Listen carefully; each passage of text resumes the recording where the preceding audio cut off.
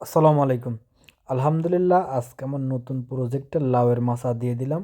শুধুমাত্র যে আমরা লাউই করবো এমন না, লাউয়ের ভিতরে আরও অনেক কিছু থাকবে, হয়তো বা লাউয়ের পরে দিব, লাউয়ের সঙ্গে আর কিছু থাকবে না, বা থাকলেও সেটা হচ্ছে আপনার মাচার উপরে আসবে না। যেহেতু আমাদের এই সময় প্রায় 3 থেকে 4টা সবজি আছে এই বেডের উপরেই।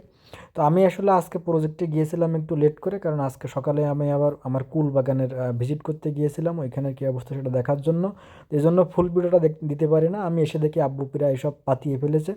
তো ইনশাল্লাহ আমার যেহেতু আমার এই প্রজেক্টের এক সাইড দিয়ে আজকে দেওয়া হয়েছে মাত্র আপনার মাসা, বাট বাকি এখনও 3 ধার বাকি আছে। তো আমি ইনশাল্লাহ ওই সাইডগুলো আপনাদের ফুল ভিডিও দেওয়ার চেষ্টা করবো, যে আমরা শুরু থেকে শেষ পর্যন্ত একদম কিভাবে করি।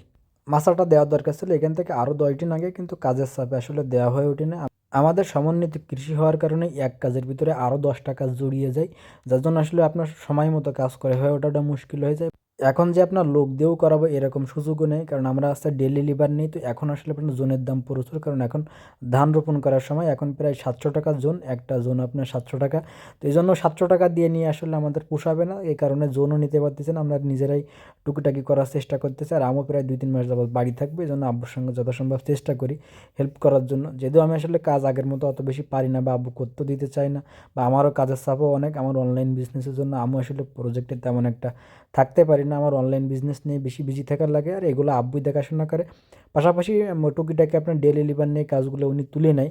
বাট এখন আসলে যে জোনের দাম বেশি, বা আপনার 700 টাকা করে দেওয়া লাগবে, যার জন্য ডেলি লিভারগুলো নিতে পারতেছে না।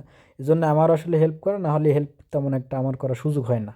লাউ গাছগুলো প্রায় জালে উঠে যাওয়ার মতো হয়েছে, বা আমরা মাছা বলি, মাছার পরে উঠে যাবে এখনই। আপনার অনেকগুলোতে আপনার ফুলও চলে আসছে।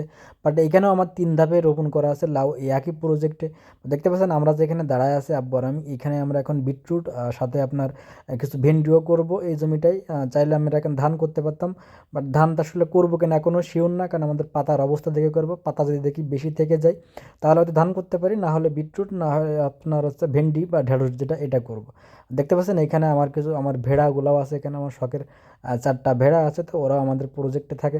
তো ভেড়া পালনের একটা সুবিধা, আপনারা কিন্তু ছেড়ে দেওয়া আছে মুক্ত অবস্থায়। আমার চারি সাইডে সবজি আছে, কিন্তু টোটালি কোনো সবজিতে ওরা মুখ দিবে না। ভেড়া পালনে শান্তি পেয়েছি শুধুমাত্র এই কারণেই যে টোটালি কোনো সবজি ওরা খায় না বা কারো ক্ষতি করে না। শুধুমাত্র আপনার সবজির ভিতরে ঘাসগুলা বেছে বেছে খাবে, অন্য কিছু খায় না। সমস্যা একটু আছে, ওরা কুত্তা প্রচুর ভয় পায়, বা মানুষের খুব প্রচুর ভয় পায়।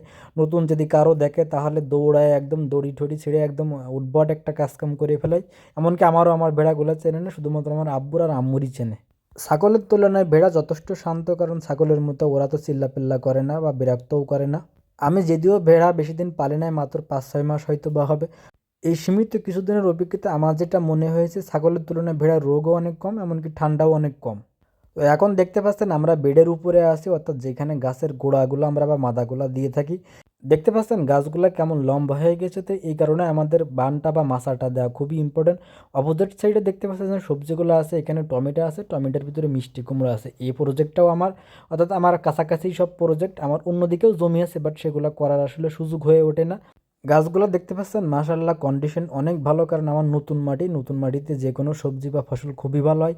আরও ভালো হবে আপনার 1-2 বার যদি বৃষ্টি হয়, সেক্ষেত্রে আরও গাছগুলো সুন্দর হবে, কারণ মাটিগুলো এখনও লুজ, মাটিগুলো গ্যাপ আছে, এভাবে আপনার আটি নাই বা শিকড় এভাবে করতে পারতেছে না। দেখতে পাচ্ছেন আমি এখান থেকে গাছের কিছু আপনার শুকনা পাতা বা পুরাতন যে পাতাগুলো আছে যেগুলোর প্রয়োজন নেই এগুলো কেটে দিচ্ছিলাম, কারণ আপনার পুরাতন পাতা রাখার দরকার পড়ে না। তো পাতাগুলো আবার আমি গাছের গোড়ায় রাখতেছি, কারণ ওটা হচ্ছে আমার প্রাকৃতিক মালচিং হিসাবে কাজ করবে। পাতাগুলো যখন পচে যাবে বা তখন সার হিসাবে কাজ করবে, বা এখন আপনার রোদ থেকে মুক্ত রাখবে। দেখতে পাচ্ছেন আমি যেদিক দিয়ে হাঁটতেছি এদিক দিয়ে আমার পেঁপেও আবার মাঝখান দিয়ে আছে।